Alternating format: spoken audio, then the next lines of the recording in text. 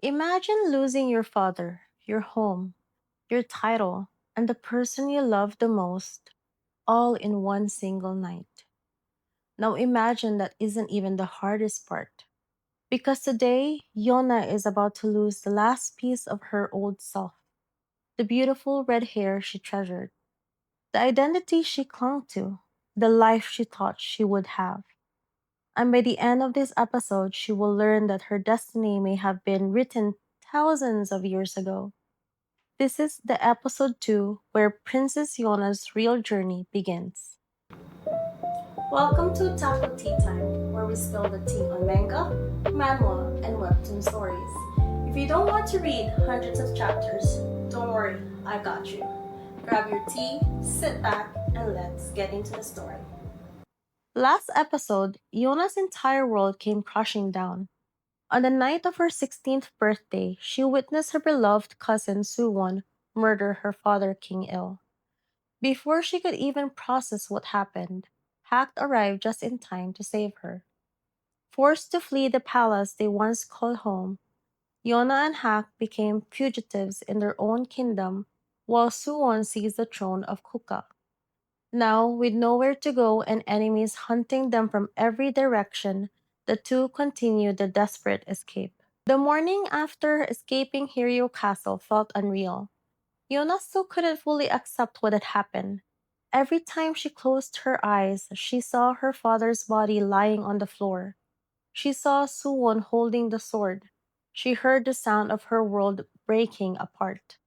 The princess who had spent her life protected behind palace walls was now sleeping outdoors, wearing dirty clothes, running from her life. Hack stayed by her side every step of the way.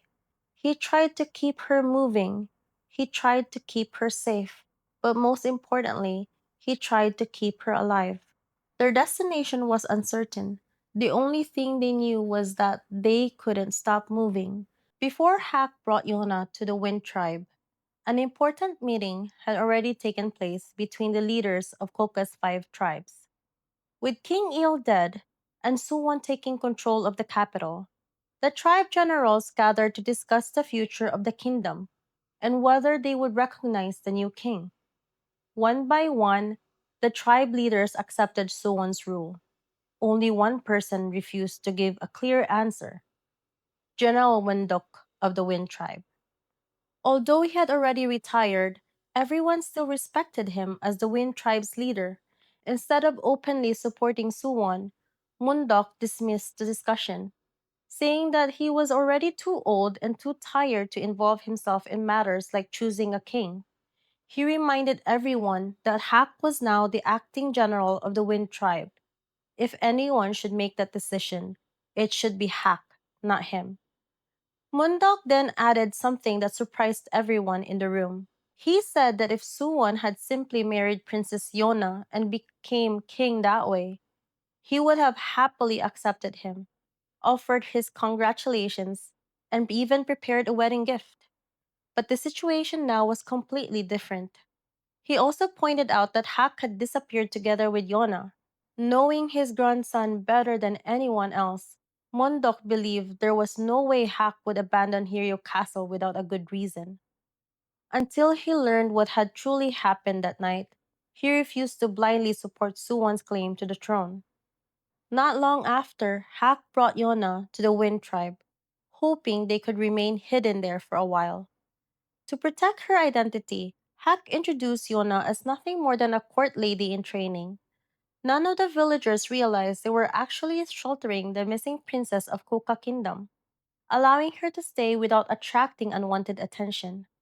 While staying there, Yona met Taiyon, Hak's adoptive younger brother.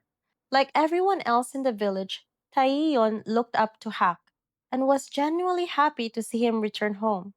For the first time since escaping Hirio Castle, Yona found herself surrounded by kind people who treated her like an ordinary girl instead of a princess. Since she was pretending to be a court lady in training, the women of the village expected her to help with everyday chores. One day, they asked her to take the laundry to the river. When Yona arrived, she was surprised to find that there was barely any water left. That was when she learned the truth.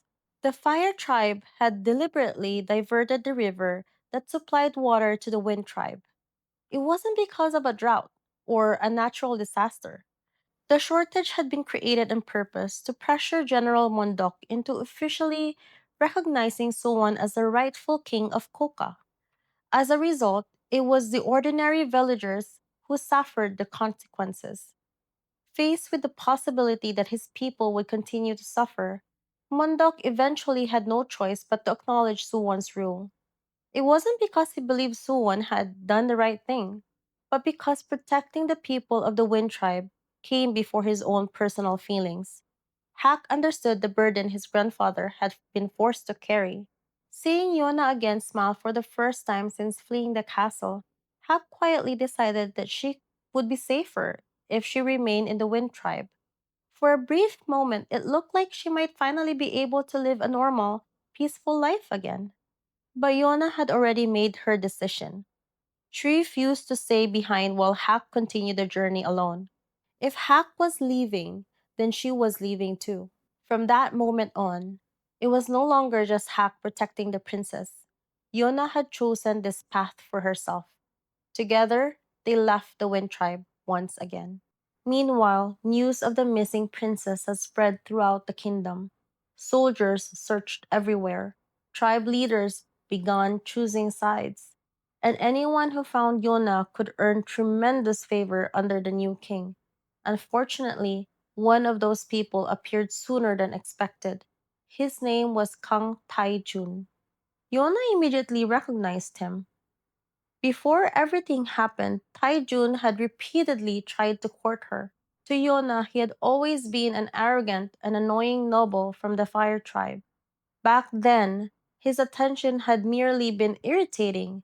Now, it was dangerous.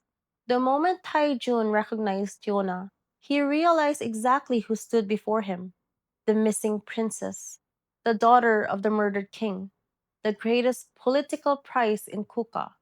At first, Taijun attempted to approach her, but when Yona refused to return, the situation quickly escalated. His men moved to capture her. Hak immediately stepped forward. As always, he positioned himself between Yona and danger. The chase began. Yona ran as fast as she could. Branches scratched against her skin. Her lungs burned. Her legs felt heavy. She had never experienced anything like this before. Back at the palace, servants had prepared everything for her. Now every step required effort. Every breath felt difficult. And every second carried the threat of death. Hak continued fighting while protecting her. But there were too many enemies. Eventually, Taijun got close enough to reach her. His hand shot forward, and then everything stopped. Because instead of grabbing Yona herself, he grabbed her hair. Her long crimson hair. The hair that made her look so much like the legendary Crimson Dragon King, which we will talk about later on. The hair she once hated because it attracted attention. The hair she later came to cherish because Suwon had once complimented it. When they were children, Suwon had told her that her red hair was beautiful. From that day onward, Yona began loving something she once disliked. The memory remained precious to her, and now that very hair had become a chain holding her back. For a brief moment, Yona looked at Hak's sword. Then she made a choice. Without warning, she grabbed the blade. Her hands trembled. Her heart pounded. Tears filled her eyes. Then she swung. The steel flashed. A moment later, her crimson hair fell to the ground. Everyone froze. The soldiers, Hak, even Yona herself. For years, that hair represented the princess she used to be. The girl who loved Suwon. The girl who dreamed of a peaceful future. The girl who believed nothing bad could have ever happened. Now it lay scattered on the dirt behind her. And with it, a part of her old self disappeared forever. Hak stared silently. He understood exactly how much that sacrifice had cost her. But there was no time to mourn. The chase continued. The pair pushed forward. Soon they reached a cliffside path overlooking a deep ravine. The terrain became unstable, the ground crumbled beneath them, and before either could react, both Yona and Hack lost their footing. The world spun. Wind roared past their ears, then they fell. Down, down into the ravine below. Everything went dark. When Yona finally opened her eyes again, she found herself somewhere unfamiliar. Her body hurt. Her head felt heavy. Beside her sat a young man she had never met before. His name was Yun. Unlike most people Yon had encountered, Yon wasn't impressed by royalty. In fact, he found the entire concept rather annoying. Sharp tongued, intelligent, and incredibly skilled in medicine, Yon had spent years taking care of someone very important, an exiled priest named Ik-Soo. Yun had discovered Yona and hacked after their fall and brought them to safety. Without his treatment, they likely wouldn't have survived. While recovering, Yona learned more about the strange pair. Yun constantly complained. Ik-Soo constantly smiled. The two bickered so often that they almost seemed like family. For the first time since leaving the castle, Yona found herself somewhere safe. But safety didn't mean peace. Eventually, Ik-Soo decided it was time to tell her something important, something that would change the course of her entire life. He began with a story every citizen of Kuka knew, the story of King Hiryuu. It's the story about the red dragon god that took on a human form and descended from the heavens and fell to the earth in order to rule a country. That was Kuka's kingdom's first king, King Hiryuu. However, in the end, even King Hiryuu, who had obtained the form of a human, started fighting against humans. Because the hearts of the people began to grow wicked, and because they forgot God, the country began to decline. King Hiryuu was also captured by those who desired his power of authority. At that time, it seemed as if everything was destroyed at once. The four dragons flew down from the heavens and said, "Hear you, we have come for you. Return to the heavens and destroy the humans who have forgotten to cherish and heed the gods." Hiryuu rejected that. He said, "No, I am already human. Even if I am despised and betrayed by humans, I still love humans." The dragon still loved Hiryuu as well and didn't want to lose him. So in order to protect Hiryuu, the green, blue, yellow, and white dragons gave their blood to human warriors and gave their powers. One was given sharp claws that could tear anything apart. One was given eyes that could see far off into the distance. One was given a strong body that could never be injured. The last one was given legs that could jump high into the skies. They said, "From now on, you are our other halves. We'd hear you as your master, protect, cherish, and never betray him for as long as you live." The warriors that obtained the powers of the dragons each led their tribes, protected Hiryuu, and quelled the country's chaos. It wasn't long before the red dragon went to sleep, weary from all the battling. As for the four dragon warriors, their mission had ended. The four dragon warriors thought of their king who would no longer move and mourned. They didn't know whether they were grieving because they had lost someone special, or if the blood of the dragons within them was mourning the death of Hiryuu. After that, the four dragon warriors saw that their powers far exceeded what humans possessed. It's said that they each left their tribes, went their separate ways, and disappeared. After hearing the tale countless times throughout her childhood, Yona assumed this was simply another history lesson. But Ik-Soo wasn't finished. He revealed a prophecy connected directly to her. According to the ancient legend, when darkness threatened the kingdom once more, the blood of King Hiryuu would awaken again. And when that happened, the four dragon warriors would gather around him. Yuna listened carefully. Part of her wanted to dismiss it as fantasy, yet another part couldn't ignore the strange timing. Her kingdom had fallen into chaos. A king had been murdered. A usurper sat on the throne, and she herself carried the same crimson hair as Hiryuu. Perhaps it was coincidence, or perhaps it was fate. For the first time since fleeing the castle, Yona felt something other than grief. She felt purpose. She couldn't reclaim the kingdom alone. She couldn't defeat Suwon alone. And she certainly couldn't continue running forever. If the dragons truly existed, then she would need to find them. Not because she believed she was special, not because she wanted power, but because she refused to remain helpless. The old Yona would have waited for someone else to save her. This new Yona wanted to take her first step forward.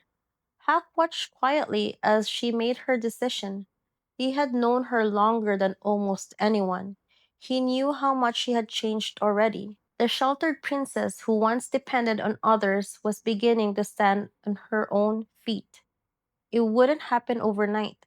She was still scared, still inexperienced, still grieving, but she was moving forward, and sometimes that's enough. Before long, preparations were complete. Yona, Hak, and eventually Yun would leave behind the safety of Ik-Soo's home. Ahead of them waited unknown dangers, powerful enemies, ancient warriors, and a destiny tied to the very foundation of Kuka Kingdom. Their journey had officially begun. Now let's spill some extra tea on why this episode is so important. A lot of people think that the prophecy is the biggest moment here. But honestly, I think the hair cutting scene matters even more. That was the moment Yona truly changed. Remember, this wasn't just hair. She originally disliked her red hair, but because Suwon told her it was beautiful, she learned to love it. Every time she looked at it, she reminded of him. So when she cut it off, she wasn't just escaping a soldier. She was cutting away the last piece of the life she thought she would have. Then immediately afterward, she falls into a ravine, almost dies, and wakes up in an entirely different world. Symbolically, it's like Princess Yona dies in that ravine and a new Yona is born. The prophecy gives her a destination, but the hair cutting scene is what gives her the strength to start walking towards it. And trust me, from this point forward, Yona's growth only gets better. Because next time, the search for the legendary dragon warriors officially begins. That's all for today, guys. Until the next episode. Bye! If you enjoyed the story, don't forget to like and subscribe for more manga, manhwa, and webtoon summaries. And I'll see you next time for more